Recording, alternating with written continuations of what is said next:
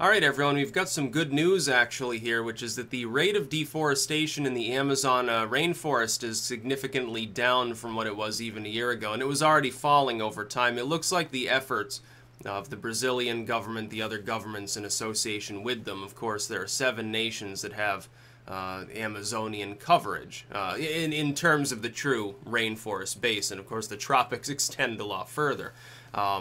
These nations, as well as their partners in the rest of the world, including the US, Western Europe especially, because only westernized nations care about the issue of deforestation unless it impacts some local economy.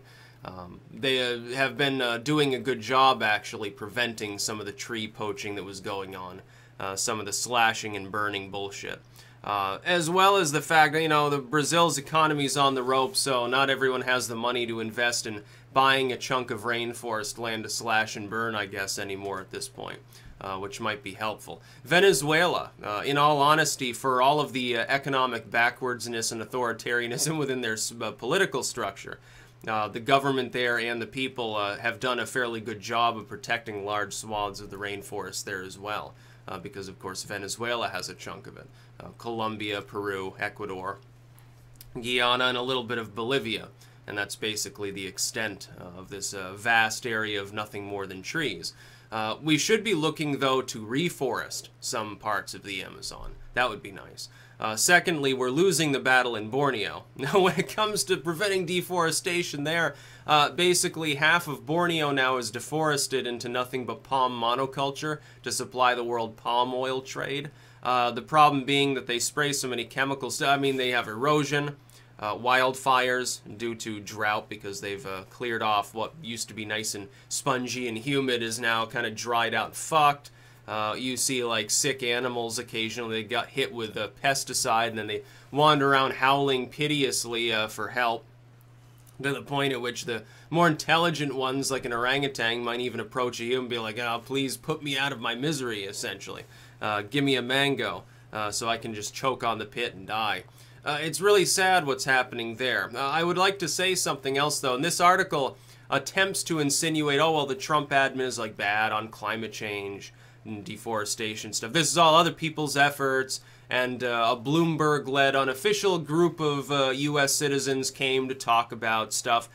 And it was interesting because a statement was made, link in the description of this, to where this Bloomberg-backed group essentially echoed the proper sentiment, which is, hey, green energy long-term will be more economically feasible, so, you know, we're not worried about big evil orange bully Trump. He can't stand in the way of the green energy juggernaut because, of course, green energy will eventually be cheaper, and so everybody will use it. Well, then you're making the same economic argument as people on the right who are more on the conservationist side as opposed to the traditional left environmentalist groups, maybe an ELF or something like that. You know, some Greenpeace or something. You're making the same argument that they're making. You're saying, hey, you know, the U.S. government may not be on board, but it's okay because long-term economics will solve it. Yeah, that's sort of the point. That's why you shouldn't be fiddling around in the energy markets. You should just be arguing for a reduction in subsidies to the fossil fuel industry, and then everything being even, yeah, green energy will take off. I totally agree with you. And it's a good thing, generally speaking. It's not perfect, but it has advantages over, you know, coal, oil, nuclear. Clear advantages over nuclear, I would say, at this point. Now, we should start building weapons out of the nuclear waste instead of, you know, putting it in the ground. As much of it as possible should just be refined into weapons. Let's just start making nukes again. That would solve that fucking problem. And it'd really, really terrify all of our enemies around the world. And yeah, we got like 200,000 nuclear weapons. We're going to put them on even longer range rockets. We're going to get ready to fire them out into space. We're going to go nuke the moon. That would be funny. We'd probably blow it in half with enough of them. But yeah, Amazon deforestation has been reduced.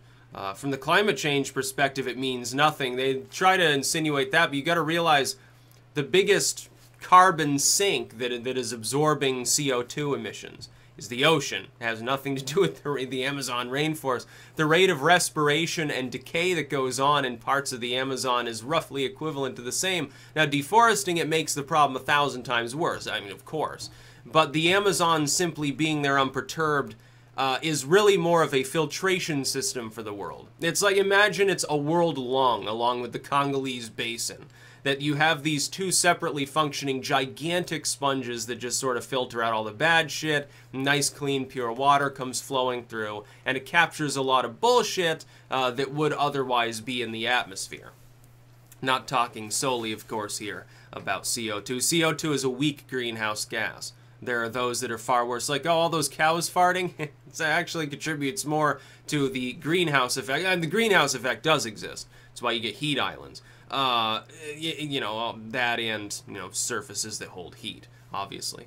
But, and no forestation in those zones, and not enough trees. It's not like Houston. Yeah, cows farting and shitting actually contributes more to this overall effect than most of the cars do, so keep that in mind. Methane is an extremely effective greenhouse gas, as opposed to CO2, which also gets reabsorbed by plants, and the higher the parts per million are. Technically speaking, when some of these wackadoodles on the right say, oh, that'll make plants grow faster, they're kind of sort of correct. They're getting it kind of biologically wrong, but in fundamental substance, the argument does hold some weight. I hope that people understand this. It's actually funny. Why do you think they pump greenhouses full of extra CO2? They do it for a reason, and not because they want the greenhouse effect. But yeah, it's good for Brazil and all these other countries. I'm warning them, Jesus, if you deforest too much of the Amazon, the erosion alone will fuck up the local economy. So, you know, it's a resource you can't, even if you think that you could make so much money if you could just cut all those trees down. Long term, oh man, you'd be impoverished desperately. You'd probably also destroy all of Latin America. It would begin to resemble a desert. The climatological changes in terms of rain and other weather patterns are inarguable. Now, locally, nobody could fathom what could possibly happen there. And it's not even precedented. That's about all. Peace out.